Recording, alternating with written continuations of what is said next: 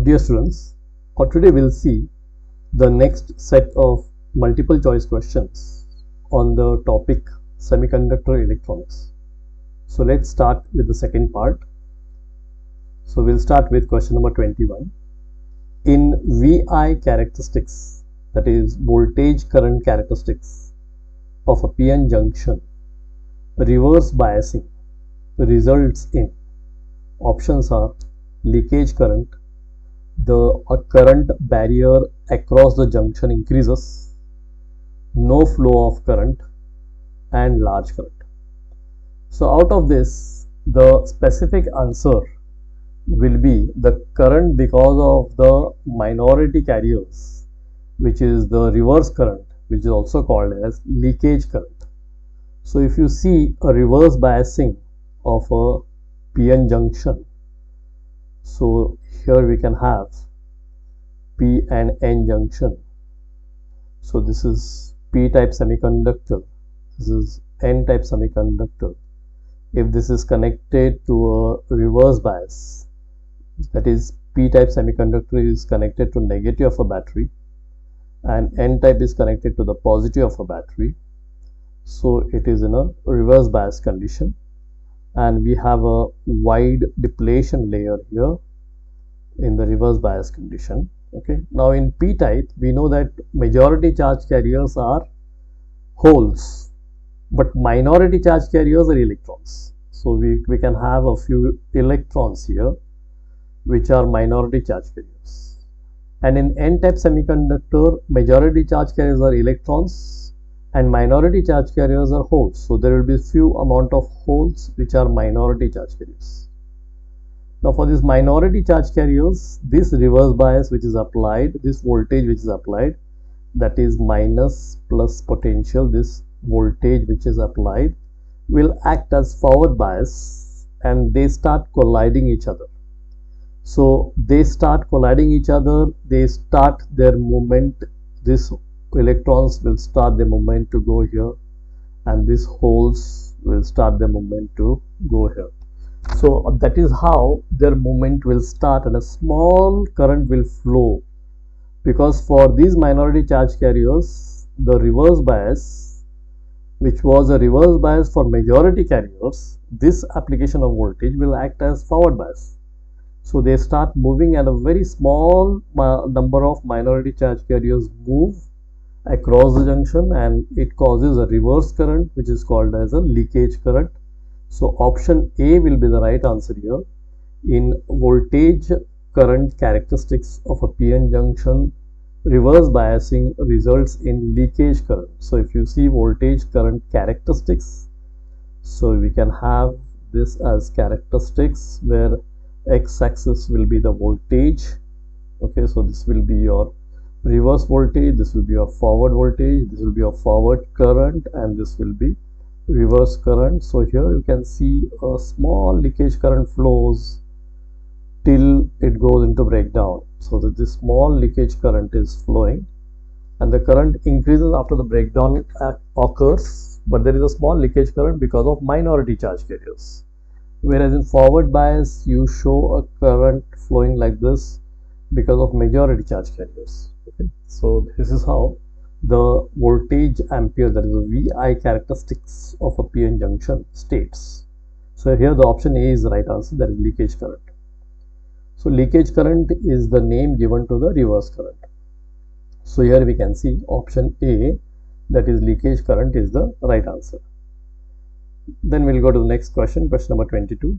In reverse biasing, options are large amount of current flows, potential barrier across junction increases, depletion layer resistance increases, no current flows. Okay, so out of this, the second option is the right answer, that is the potential barrier across the junction increases. So if you have a PN junction and if it is reverse biased, so this is a PN junction, so here you can have your P type material, P type semiconductor, this is the N type semiconductor, it is connected for reverse bias, minus plus in this case. So here minus, this is plus, this is your reverse voltage, Now as you apply the reverse voltage, the majority carriers, that is holes from the p-type semiconductor, will be attracted towards this negative of the battery, and the majority carriers electrons in n-type semiconductor will be attracted towards the positive of the battery, and hence the depletion region layer here, that is the width, increases. This width increases, and because that width increases, the resistance also increases. So here the basic answer, the specific answer will be potential barrier across junction increases. So option B is the right answer here. So potential barrier across junction increases. So here you can have an explanation. In the reverse biasing of PN junction, the voltage applied supports the barrier voltage across the junction, which increases the width of depletion layer and hence increases its resistance. So here the option B, that is the reverse bias, will increase the potential barrier across the junction. So potential barrier across the junction increases is the right answer. Then we'll go to question number 23. Zener diode is used for. Options given are amplification, rectification, stabilization, and all of them. We know that the Zener diode, with its Zener breakdown feature, that is a sharp breakdown you have in the reverse bias characteristics. So when we have Zener characteristics here, so again we can take the x-axis as voltage. This is the forward voltage, this is the reverse voltage, this is 0, this is the forward current, and this is the reverse current. So Zener diode is specially used in reverse bias condition, and in reverse bias it will show when it goes into breakdown, a sharp breakdown is seen here. A sharp breakdown is seen here, and that voltage at which the breakdown occurs is called as Zener voltage. And because of this speciality, because it can keep the voltage constant and current can vary, it is used in a very important application like stabilization. So stabilization is the main application of Zener diode.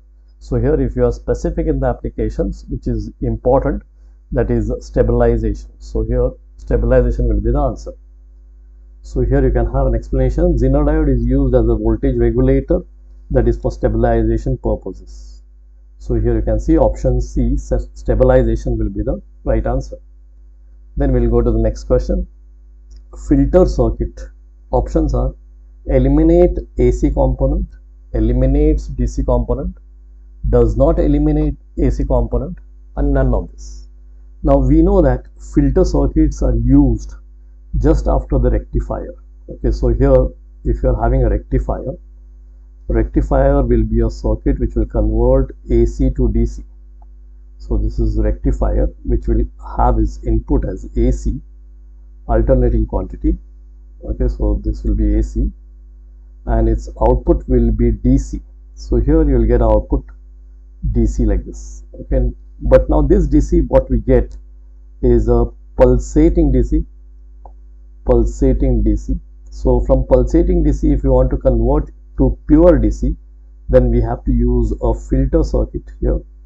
So this filter circuit, if this pulsating DC is passed through the filter circuit, then here at the output you can see you can get a pure DC. So here you can see that you can get a pure DC. Okay, so to get a pure DC from the pulsating DC output of rectifier, we use filter circuit.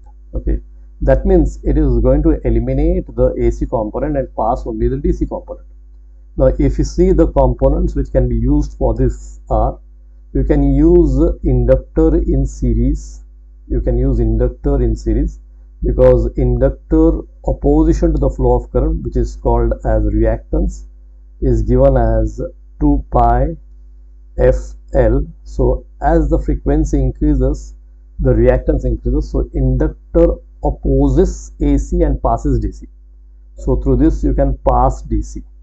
Okay, but it will block AC. Clear? This is one thing. Second thing, if you are using a capacitor, you can use the capacitor in parallel, because in a capacitor the reactance, that is opposition to the flow of current, is given as XC is equal to 1 upon 2 pi FC. So this frequency is inversely proportional to the reactance. So a capacitor is one which can pass AC. So AC should be given, it should be passed to the ground, and then DC should be passed to the load. Okay, so in that way, a capacitor, if you're using, you have to use it in parallel, and if you're using inductor, you have to use it in series. So you can also have a simple C capacitor filter.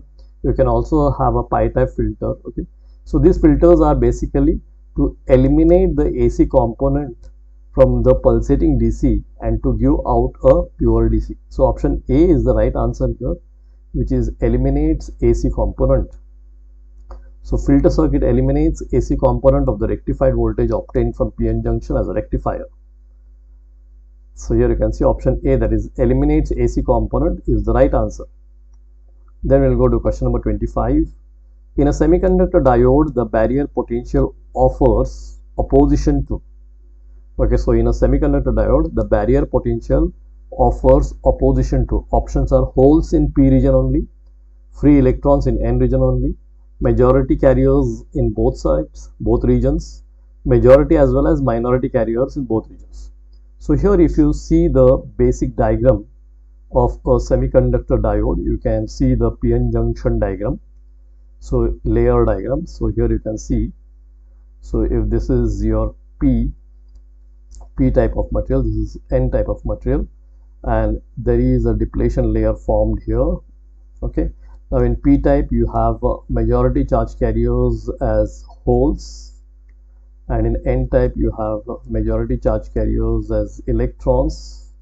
Now here you have your negative ions at the depletion layer, and here you have your positive ions which are not charge carriers. Okay, now this will oppose the depletion layer, that is the potential barrier, whatever is there because of this, which is here minus and plus will oppose the majority carriers on both regions. So it will oppose the holes on the P side region, and it will oppose the electrons on the N side region. So here option C will be the right answer, that is majority carriers in both regions. So here you can see option C is the right answer, majority carriers in both regions. Then we'll go to the next question, question number 26. Reverse bias applied to a junction diode increases the minority carrier current, lowers the potential barrier, raises the potential barrier, increases the majority carrier current. Okay, now here initially when we apply the reverse bias current, initially when we apply the reverse bias voltage, that is the reverse bias applied to junction diode, that time there will be a small leakage current flowing, but the process initially will increase the potential barrier, and after some stage, after you reach a certain reverse bias voltage, that time it goes into breakdown, and then the current because of minority carriers increases. That is the second part of it. But the basic part, as you increase the reverse bias to applied junction, it will increase the potential barrier. So here option C will be the right answer, that is it raises the potential barrier. So here you can have an explanation. In reverse biasing, the conduction across the PN junction does not take place due to majority carriers, but takes place due to minority carriers. If the voltage of external battery is large, the size of the depletion region increases, thereby increasing the potential barrier. So here you can see option C will be the right answer, it raises the potential barrier. Then we can go to the next question, question number 27. In forward biasing of the PN junction, options are the positive terminal of the battery is connected to P side and depletion region becomes thick. Option B is the positive terminal of the battery is connected to N side and the depletion region becomes thin. Option C is the positive terminal of the battery is connected to N side and the depletion region becomes thick. And option D is the positive terminal of the battery is connected to the P side and depletion region becomes thin. So if you see the forward biasing diagram, so if you are having a PN junction, okay, so this is your PN junction and this is your P type material, this is N type material. So for forward biasing, the P type semiconductor is connected to the positive of a battery, and then negative of a battery is connected to the N type semiconductor. And because it is opposing the electric field, that is the potential barrier because of the depletion region here, Okay, so this depletion region will go on becoming thin. So it becomes thin. So the positive terminal of the battery is connected to P side and the depletion layer becomes thin. So out of these options, option 4, that is the D option, is the right answer. So here you can have the explanation. In forward biasing on the PN junction, the positive terminal of the battery is connected to P side and negative terminal of the battery is connected to N side. The depletion region becomes thin. So here option D will be the right answer, that is the positive terminal of the battery is connected to P side and depletion region becomes thin. Then we'll go to the next question, question number 28. When PN junction diode is forward biased, then options are both the depletion region and barrier height are reduced. Option B is depletion region is widened and barrier height is reduced. Option C is the depletion region is reduced and barrier height is increased. Option D is both the depletion region and barrier height are increased. Okay, so here when the diode is in forward bias, when the PN junction is in forward bias, the depletion region will be decreased and also the barrier potential will be reduced.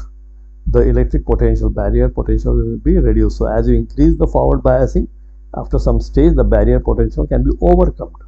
So here the depletion region width will decrease and the barrier potential will also decrease. So option A will be the right answer.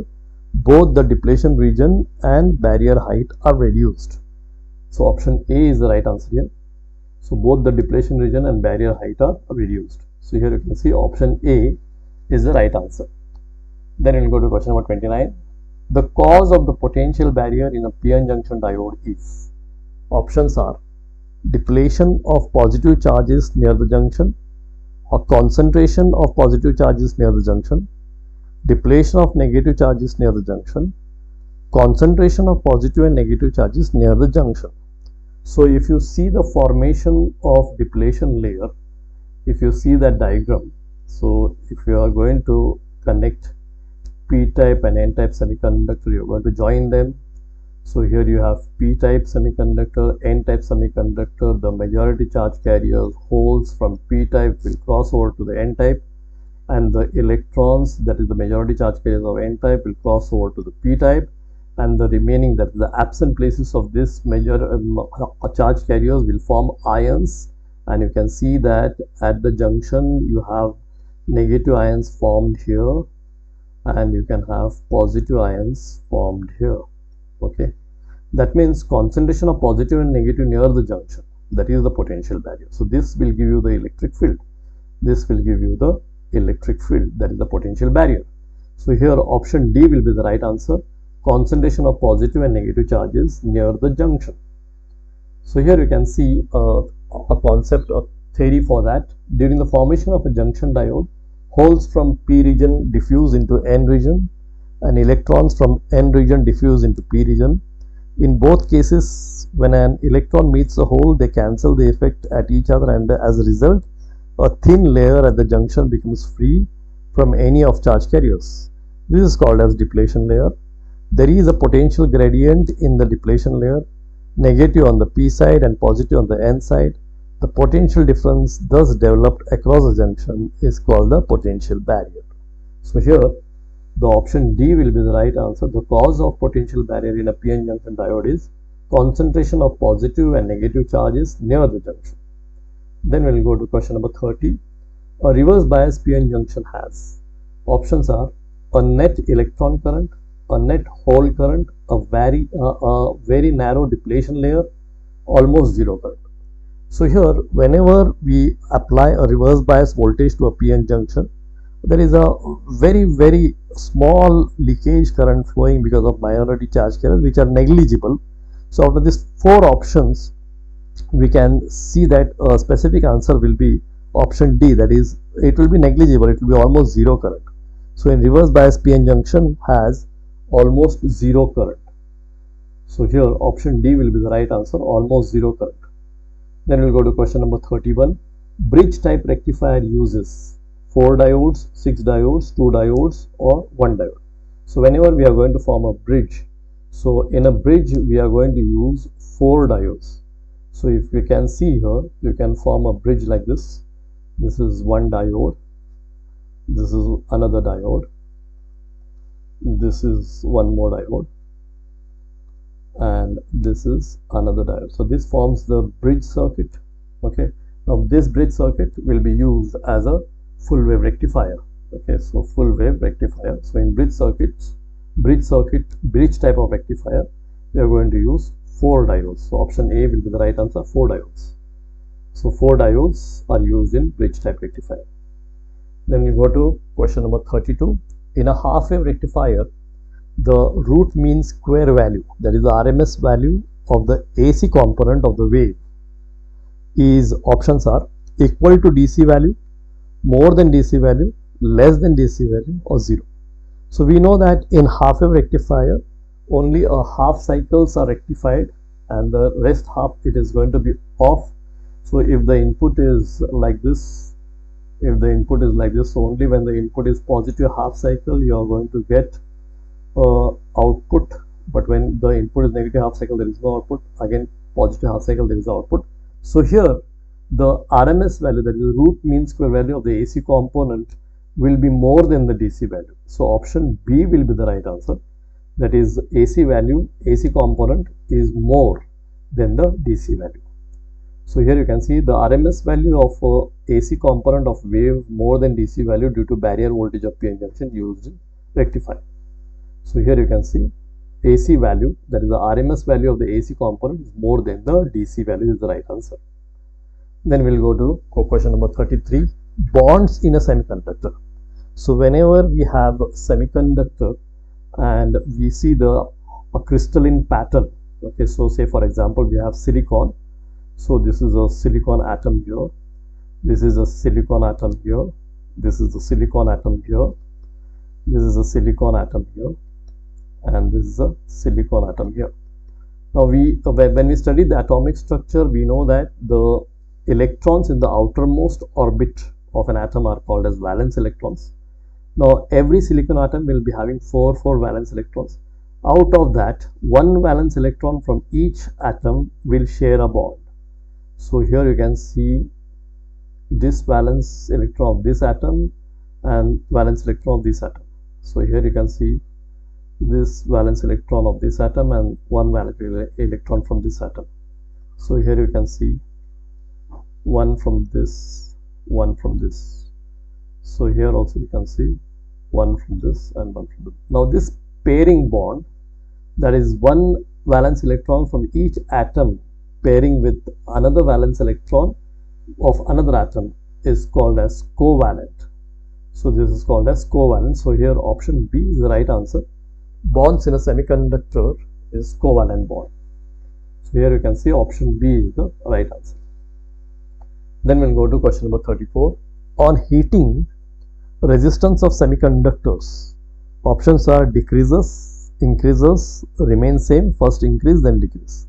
Okay, now we know that semiconductors have negative coefficient of temperature. Okay, so if they're heated, the resistance of semiconductor should decrease. So option A is the right answer here, it decreases. So here you can see on heating, resistance of semiconductors decreases. Then we will go to question number 35. How many types of extrinsic semiconductors are there? Now we have studied semiconductors, and in that we studied what are intrinsic semiconductor. Those were pure semiconductor, and in pure semiconductor we had 2 very good examples. One was silicon and one was germanium. Now these both can be added with impurity of trivalent and pentavalent. So if you add an impurity of trivalent, you will get p-type semiconductor. If you add an impurity of pentavalent, you will get n-type semiconductor. Even here, trivalent p-type semiconductor, pentavalent n-type semiconductor. So this p-type and n-type semiconductor, which are obtained by adding impurity to the pure semiconductor, are called as extrinsic semiconductor. So that means extrinsic semiconductors are of 2 types, one is p and one is n. So here option B will be the right answer. There are 2 types of extrinsic semiconductor, that is p-type semiconductor and n-type semiconductor. So here you can see there are 2 types of extrinsic type of semiconductors. Then we'll go to question number 36. Which one of the following is an example of conductor? So which one is a conductor example? So here option A is copper, option B is glass, option C is wood, option D is plastic. So out of these four, the first one, that is option A, copper, is an example of conductor because it has a more number of free electrons which can be used for the flow of current. Current can easily flow in this type of material, whereas current cannot flow in glass, wood and plastic. So glass, wood and plastic are insulators, whereas copper is a conductor. So here option A is the right answer, that is copper. Then we'll go to question number 37. How many valence electrons do trivalent impurity have in their valence shell? Now, impurities we have studied when we studied doping, and doping we do to the intrinsic semiconductor to increase its conductivity. Okay, so doping will be done by two types of impurity. One is trivalent and one is pentavalent. If you speak about trivalent, then it has 3 valence electrons. If you speak about pentavalent, then it has 5 valence electrons. So here it has been asked how many valence electrons do trivalent impurity atoms have in their valence shell, that is the outermost orbit. So the answer is they have 3 valence electrons. Trivalent impurity has 3 valence electrons. So option C will be the right answer here, that is 3 valence electrons. Then we'll go to the next question, question number 38. Which one is an insulator example? Okay, so here options are wood, aluminum, copper and gold. So here we can see aluminum, copper and gold are having many free electrons. They can easily allow the flow of current to flow through them, but wood will not allow the flow of electrons. So it doesn't have free electrons. So wood is an example of insulator, whereas aluminum, copper and gold are examples of conductors. So here option A is the right answer, that is wood. So option A, wood, is the example of insulator. Then we'll go to question number 39. Atoms consist of, okay, so if you, when you saw the atomic structure, atom, what it was or consisting. So this is again a basic question. So here you can see, if you see the atomic structure, center you have a nucleus, and in this nucleus you have protons and neutrons. So nucleus, you have protons and neutrons. Protons are positive charged particles and neutrons are neutral. And around this nucleus you have orbit, and in this orbits you have electrons which are negatively charged particles. So here you can have electrons. Okay, so these are electrons. So the question is asked, atoms consist of protons, positive charged particles, neutrons, neutral particles, electrons, negatively charged particles, and option D is all of the above. So all of the above is the right answer here because it has protons, neutrons and electrons. So option D will be the right answer, all of the above. So here atom consists of all of the above, that is protons, neutrons and electrons. Then we'll go to question number 40. In dash there is no band gap. Now if you see the energy band diagram of insulator, semiconductor and conductor. So if you see energy band diagram of insulator, the valence band will be here, okay, and there will be a gap, a large gap, and conduction band will be here. This is for insulator. This is for insulator. Okay. Now for semiconductor, if you see, this gap will be little reduced. The valence band will be here. Valence band will be here and the conduction band will be here. So the gap between the valence band and conduction band will be little smaller as compared to insulator. But in conductors, if you see, the valence band and the conduction band will overlap each other. So here if you see the valence band, this is valence band, and then you see the conduction band, they overlap each other. So, okay, so there is no band gap in a conductor. This was for semiconductor and this is for a conductor. So in the question it is asked, in dash there is no band gap. So the band gap is not there in a conductor. The band diagram what we draw for conductor, in that there is no band gap. So option A will be the right answer here, a conductor. So here you can see in a conductor there is no band gap between valence band and conduction band. They both overlap each other. Okay. Thank you, students.